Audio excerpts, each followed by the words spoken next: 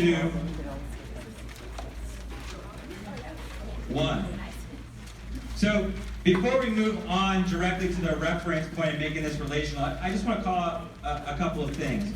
First, raise your hand if you felt any level of anxiety. Okay, so I want to call that out, right? Because sometimes this was a silly activity about building paper towers, right? And I told Brent that no one ever called SEL an environmental movement.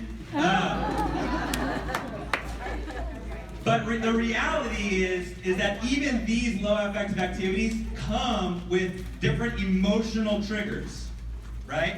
So if you add this collaborative activity on, whether or not someone's going to listen to me, whether or not I'm going to be heard, whether or not someone sees me, also into the content. Consider that math activity we did earlier. Now you've doubled that emotional trigger. And the goal is to work on the skill outside as much as possible, but you never completely get rid of it. Okay?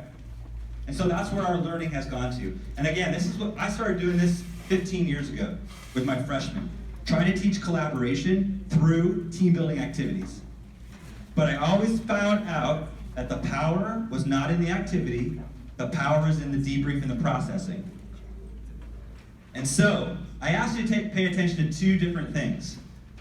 When you were collaborating, remember that's the big boulder. What were actions that you took to listen to each other? And again, these are action-oriented skills. They're not just mindsets. We do things to listen to each other.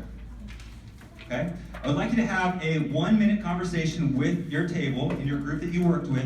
What were actionable things you did to listen to each other? 1-minute conversation.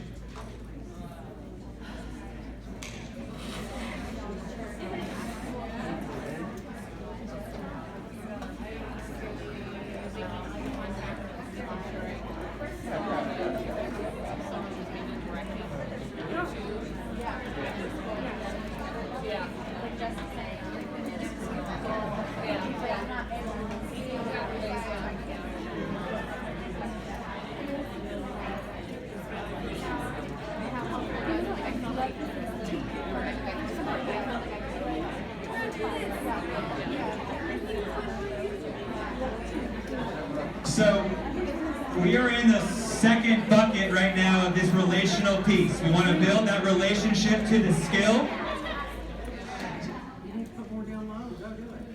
I appreciate the conversations. I want to elevate them.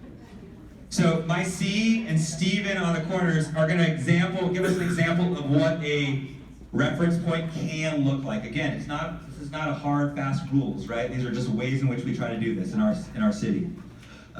So what were some things, actions you took to listen to each other in your collaborative setting? What were some things you did? Can someone just share out? You made eye contact. So do you think that's really important that we make eye contact when we listen to each other? Absolutely.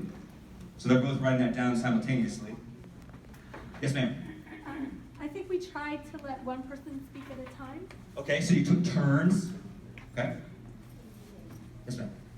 We were all kind of open-minded and took each other's advice because each other's word. Okay, so you trusted each other's word, right?